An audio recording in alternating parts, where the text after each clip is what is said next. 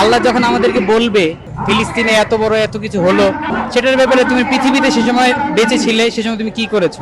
আমরা একটা বৈশ্বিক ইয়াতে একটা সাম্রাজ্যবাদের কবলে পড়ে গেছি মনে হয়। আমেরিকার পুরোপুরি দাসত্ব করছি। মিডল ইস্ট, সৌদি আরব এবং ওআইসি সবাই মুখ বন্ধ করে বসে আছে, কিন্তু বাংলাদেশের সকল মানুষ দলমত নির্বিশেষে একটা প্ল্যাটফর্মে এসে আমাদের আওয়াজকে রেইজ করতে পারছি, এটাই আমাদের অনেক বড় সৌভাগ্য। আজকে ফিলিস্তিনের উপরে কি হচ্ছে এই ব্যাপারে আমার কি বলার আছে, এটার কোনো বিশেষ কোনো ম্যাটার করে না।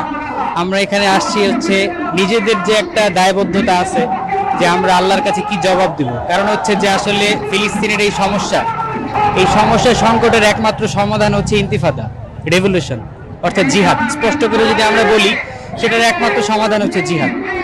একটা গ্লোবাল জিহাদের মাধ্যমে আমরা এটা সমাধান করতে পারি।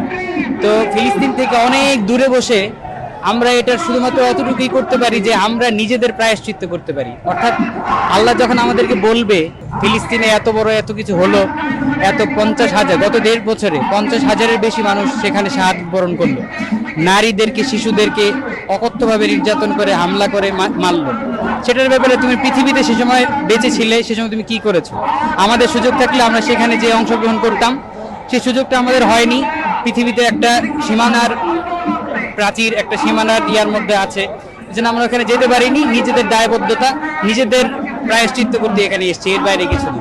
আমরা পৃথিবীর কাছে একটা বড় মেসেজ দিতে পারবো, এবং বাংলাদেশ যে এই গাজার পক্ষে ফিলিস্তিনের মানুষের সাথে যে একদম শুরু থেকে শেষ পর্যন্ত ছিল, আমরা অনেকেই এর আগে বিচ্ছিন্নভাবে অনেক কিছুই করেছি, কিন্তু বাংলাদেশের সকল মানুষ দলমত নির্বিশেষে একটা প্ল্যাটফর্মে এসে আমাদের আওয়াজকে রেইজ করতে পারছি, এটাই আমাদের অনেক বড় সৌভাগ্য। আজকে মিডল ইস্টের যেমন গাজার পাশে যে রাফা ক্রসিং বন্ধ করে দিয়েছে সর্বশেষ ইজিপ্টে, তারপরে এরপরে আপনি দেখবেন যে সৌদি আরব, ইভেন যারা সৌদি আরবে যারা আওয়াজ রেইজ করছিল তাদের বিরুদ্ধে তাদের আন্দোলনকে ব্যান করার ঘোষণাও তারা দিয়েছে।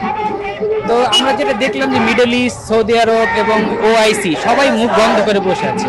আমরা একটা বৈশ্বিক ইয়াতে একটা সাম্রাজ্যবাদের কবলে পড়ে গেছি মনে হয়। ধরেন আমরা আমেরিকার পুরোপুরি দাসত্ব করছি। আজকে কিং সালমান এমবিএস কিছু বলছে না, তার প্রভু আমেরিকার কাছে সে নিজেকে বিক্রি করে দিয়েছে। এটাই আর কি হয় দিন শেষে। মানে এগুলো আমার লোক দেখানো আই ওয়াশ মনে হয়, টোটালি আই ওয়াশ মনে হয়। জাতিসংঘের দেখবেন ইউএন প্রেসিডেন্ট, সে কিন্তু বলছে নানান জায়গায় ফিলিস্তিনে নারকীয় হত্যাযজ্ঞ চলছে, কিন্তু শুধুমাত্র মুখের বলেই দেখছি আমরা, এর বাইরে এটার কোনো কার্যকরী কোনো ভূমিকা আমরা দেখতে পাচ্ছি না। এটাই বললাম, ইন্তিফাদা, এটাই সমাধান, এর বাইরে আর কোনো সমাধান আমরা দেখতে পাই না।